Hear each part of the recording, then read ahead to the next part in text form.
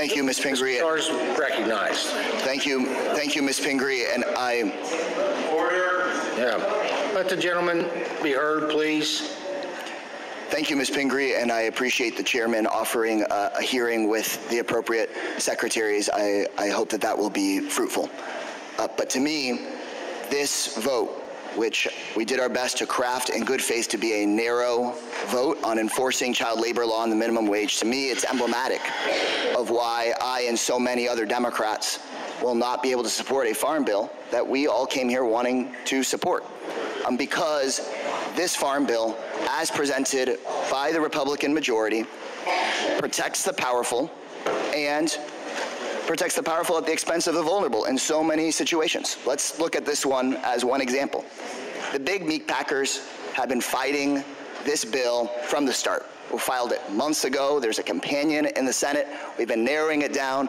The reason that there's amendments and amendments to amendments is that the meat packers have known they have consolidated across the industry. They've gotten bigger and bigger.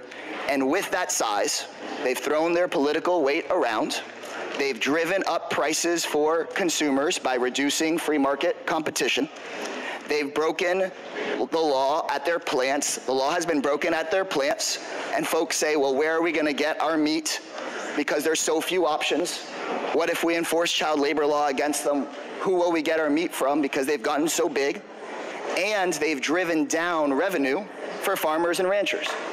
Whether you're in a Democratic district or a Republican district, I know when you go talk with small ranchers, folks have seen their revenue drop as the big meat packers have consolidated their economic and political power.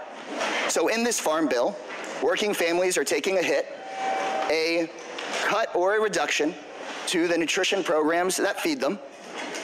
Farm workers are taking a hit, but the protections are for the meat packers. Instead of us enforcing child labor laws or the minimum wage, they get a multi-million-dollar contract.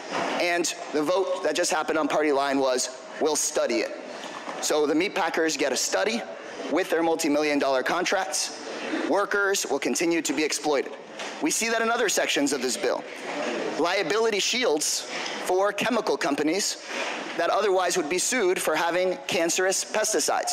So the chemical companies get a liability shield, the meat packers get a study, working families, they get a cut to the SNAP benefits that they otherwise could receive. And in my view, that's why this isn't just a partisan farm bill. It's a farm bill that ultimately serves the interests of those folks that have lobbyists at the expense of the everyday constituents. And with that, I yield back. Gentleman yields.